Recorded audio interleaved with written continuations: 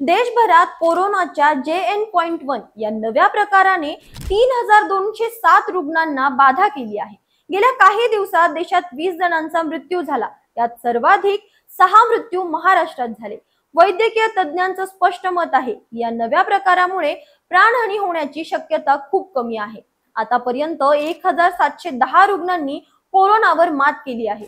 केरळमध्ये सर्वाधिक 1147 रुग्ण आढळले आहेत, तर महाराष्ट्र दुसऱ्या क्रमांकावर आहे। शुक्रवारी महाराष्ट्रात 84 नवे रुग्ण आढळले आणि सध्या राज्यात 681 सक्रिय रुग्ण आहेत। देशातील 60% रुग्ण हे केरळ आणि महाराष्ट्रात आहेत। दिल्लीतही 294 रुग्ण आहेत आणि तिथेही एका महिलेचा कोरोनामुळे मृत्यू झाला। सातारा जिल्ह्यात तर 2.5 वर्षानंतर पुन्हा कोरोनाने डोकं वर काढलं। एका 70 वर्षीय महिलेचा सातारा जिल्हा रुग्णालयात मृत्यू झाला, तर दुसरा रुग्ण कराडच्या सह्याद्री रुग्णालयात उपचार घेतोय। नमस्कार, मी अंजली आपलं स्वागत करते पोलखोल मध्ये। केंद्रीय आरोग्य मंत्रालयाने सर्व राज्यांना सावध राहण्याचे निर्देश दिले आहेत। मोठ्या सभा मेळाव्यांवर निर्बंध घालण्याचं आणि मास्क वापरण्यास प्रोत्साहन देण्याचं आवाहन केलं आहे। रुग्णालयांनीही आपली तयारी तपासावी असं सांगितले।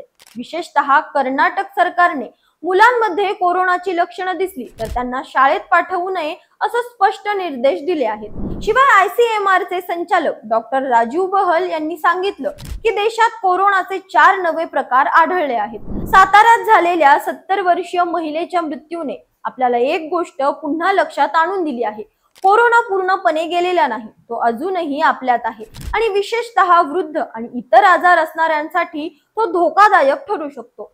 पण याचा अर्थ असा नाही की आपण सगळे घाबरून जायचं। साताऱ्यात 2.5 वर्षानंतर पुन्हा कोरोनाचे रुग्ण आढळले, पण याचा अर्थ असा आहे की आपण जागरूक राहायला हवं। आपल्या आजूबाजूच्या वृद्ध व्यक्तींची विशेष काळजी घ्या, त्यांना गर्दीत जाण्यापासून रोखा आणि त्यांची तब्येत नीट ठेवा।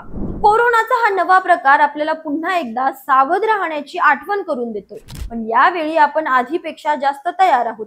आपल्याकडे लसी आहेत, चांगली वैद्यकीय सुविधा आहे आणि सर्वात महत्त्वाचं आपल्याकडे अनुभव आहे। त्यामुळे घाबरायचं नाही, फक्त थोडी काळजी घ्यायची आहे। मास्क, स्वच्छता आणि जागरूकता हे आपले 3 मित्र आहेत।